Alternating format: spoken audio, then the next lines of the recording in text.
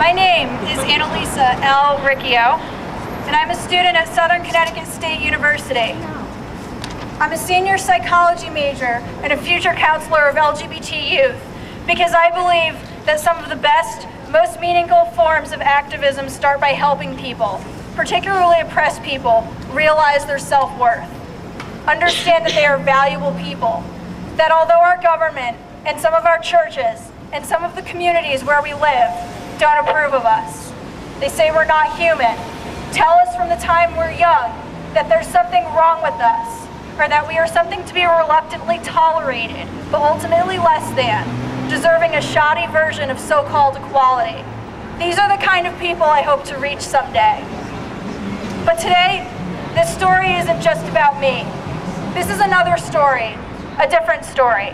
In part, it's a story about me, and it's a story about my ex-partner, whose name I can't speak, whose identity I can't betray, whose picture I can't share with you, whose location must remain a secret, whose entire existence must be carefully concealed in the name of don't ask, don't tell. Because, you see, if I tell you my partner's name, there exists the possibility, perhaps the remote possibility, but a possibility to be sure, that word could get out. I'm not simply being paranoid here. We have media coverage at this rally, and like many of yours, most of my acquaintances network on Facebook, and we have mutual friends. And some of these mutual friends do not know that my ex-partner is gay and in a division of the United States military.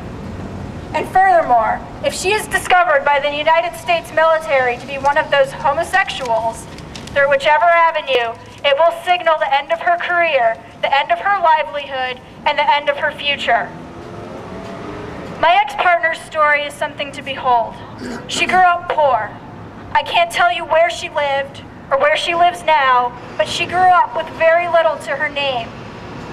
Thankfully, she did well in school and went on to receive scholarships to help fund her college tuition. But that wasn't enough.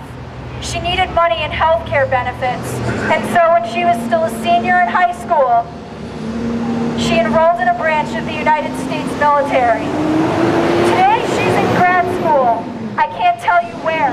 I can't tell you her major. I can't tell you her planned career path. But she's in grad school, and she's doing well, and all of her graduate school tuition, which is no small fee, has come directly from the military. If my ex-partner was to be dishonorably discharged today, she would be destitute. She would have no way of finding work because most people who are dishonorably discharged can't typically get entry-level jobs. Particularly in today's economy, finding a job would be a difficult, if not impossible, task for her. And under Don't Ask, Don't Tell protocol, when the United States military discharges you for being found out as LGBT, they can, and they will, revoke all of your money and health benefits. If my ex-partner were found out today, she would owe the U.S. military well over $100,000. Think about that, a $100,000 fine for being gay. Think about that, a life of poverty for coming out of the closet. Think about that, a life of lost, hard-won opportunities for being honest, for being true to yourself, for being true to your fellow soldiers, and for being a decent, virtuous human being. Now, my ex-partner is not without her own activist streak. When Proposition 8 passed a year and a half ago, she wanted desperately to protest against the unjust bill. One day, I remember she called me and said she wanted to attend a local rally. I said, "Can you do that?" She said no, but maybe I can go with a bag over my head. It didn't take me long to realize that, in part, she was being at least somewhat serious. And that's the other thing. I'll tell you how, back in those days, my ex-partner was scheduled for deployment. Again, I can't tell you where. I can't tell you which troop she served under, or where exactly she was slated to go. All I knew at the time was that my girlfriend, the person I loved, the person who knew me best, the person I cared about more deeply than I had cared about anyone, was going to a foreign place and endangering her life for her country. Put aside any personal opinions about war and try to imagine it.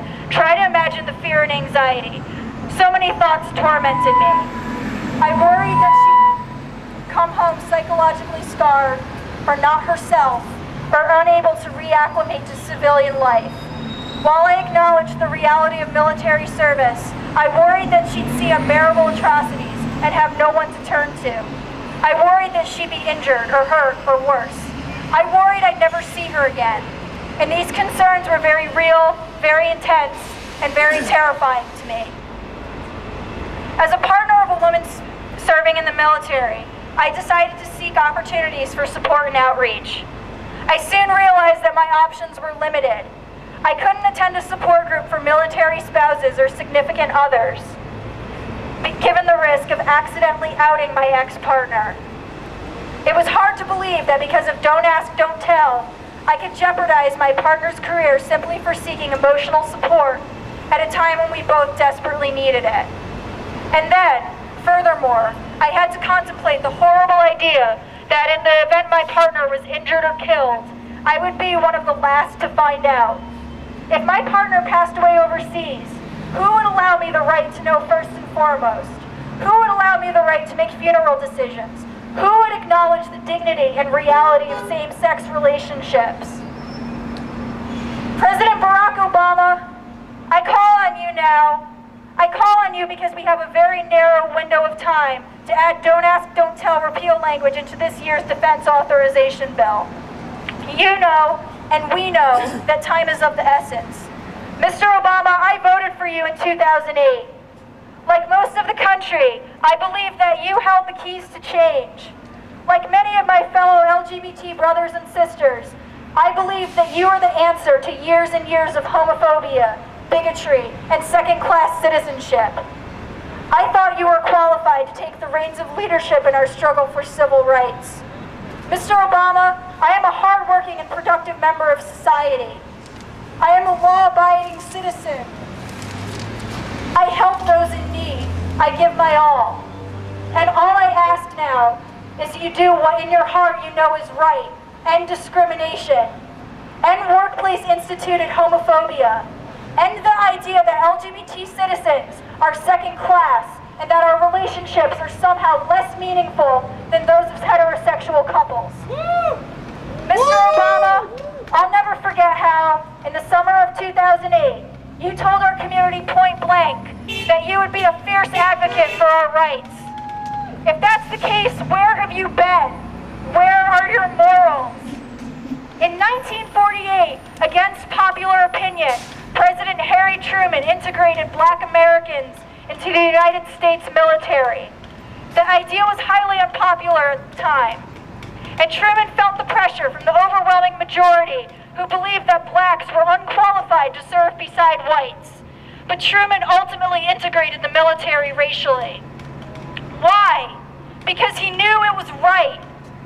After all, Mr. Obama, as much as you try to pretend otherwise, as much as the United States military would like to tell us otherwise, we are real people with real concerns and real relationships. When our partners are left jobless, discriminated against, witch-hunted, humiliated, and thrown away, we feel their pain, we feel their helplessness, and we realize the injustice of it. Mr. Obama, you and the United States military do not get to decide who we love, who we come home to, who we mourn when we cannot say goodbye because we aren't acknowledged as a legitimate couple. We do.